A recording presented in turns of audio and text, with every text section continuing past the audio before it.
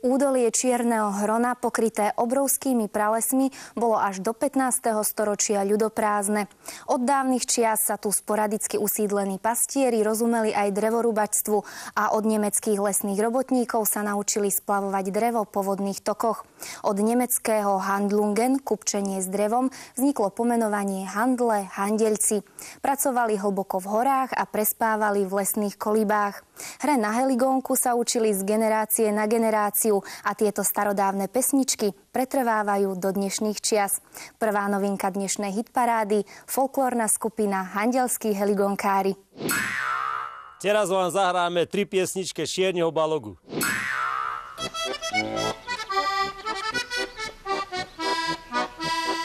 Beťar som ja, hucúcom od rodu a nebojím sa nikoho. Ku svojej milej, frajervočky vernej, ja nepustím si nikoho. Mladenci sa zhovárajú, že ma zabijú, ma vejvočky v hlbokej doline, ma čiernou zemou prikryjú.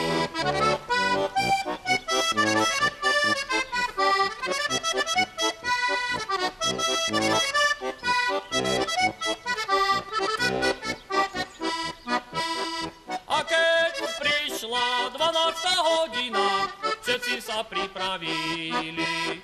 Do srdca mi ostrý nôž vrazili, padol som mŕtvý k zemi. Kamaráti moji verní, čo ste spravili? Vedzte vy mňa môjho potešenia zbavili. Kamaráti moji verní, čo ste spravili? Vedzte vy mňa môjho potešenia zbavili.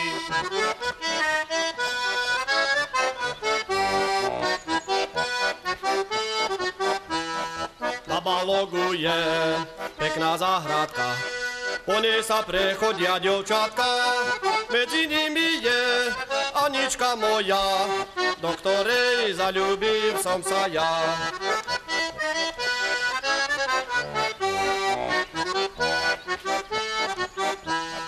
Anička moja, prídem na večer, od zajtra ti budem frajerom a aj ty mi máš verno byť.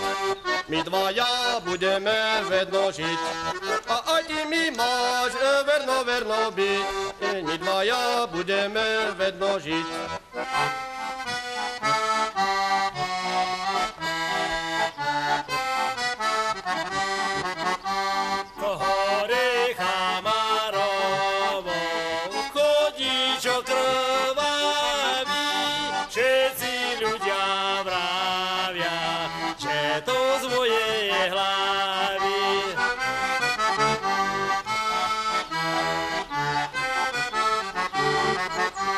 Nie to z mojej hlavy, ale z Janíkovej, čo dorúbali pri frajerky mojej.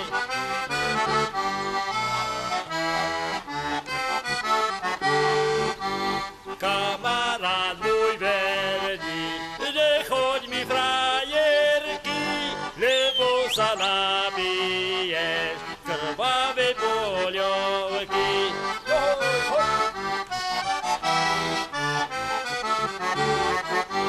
Krvavá poľovka, to ti bude horká, že boju varila tá moja frajerka.